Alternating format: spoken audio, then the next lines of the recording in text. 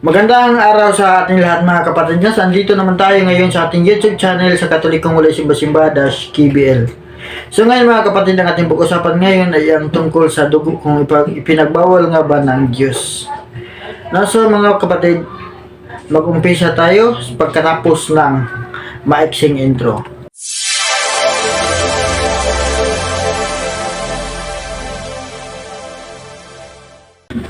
So ngayon mga kapatid, ang ating basahin ay dito sa Levitico 18.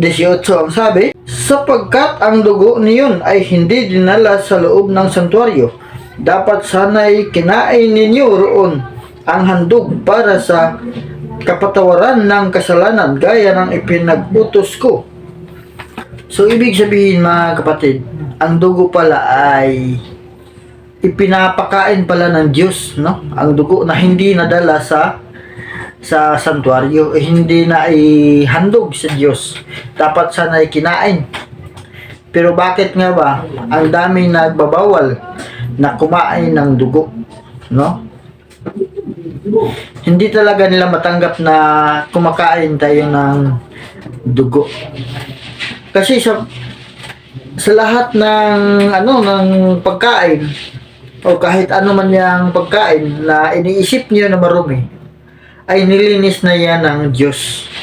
Ayon sa unang Timoteo 4 versikulo 5, ang sabi, sapagkat ang mga ito'y nilinis ng salita ng Diyos at ng panalangin.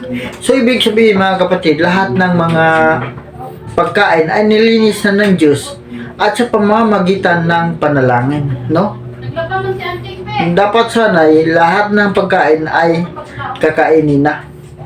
Kasi hindi naman yan ang makapagbigay ng dumi sa isang tao, kundi ang makapagbigay ng dumi sa tao ay ang lumalabas sa iyong bunganga, no?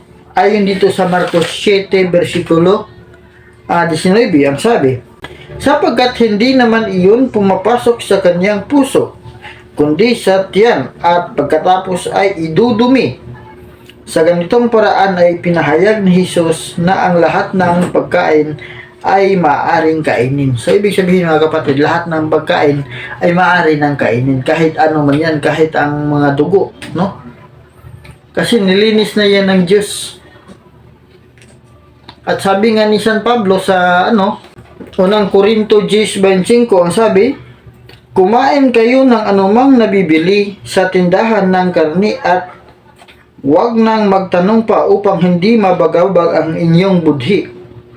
Sapagkat sinasabi ng kasulatan, ang buong daigdig at lahat ng naroon, ang Panginoon ang nagmamay-ari niyon. So ibig sabihin lahat ng bagay ay pinagmamay-ari na ng Diyos, no? Wala nang pinagmamay-ari ng tao o ng diablo. Kasi lahat ng bagay dito sa mundo ay nilinis na ng Diyos. Ayon dito sa ating mababasa. So, yun lang ang mga masasabi ko, at thank you and God bless. At huwag kalimutan mag-follow sa ating Facebook page sa Katolikong Walay Simba-KBL at syempre sa ating YouTube channel. Thank you and God bless.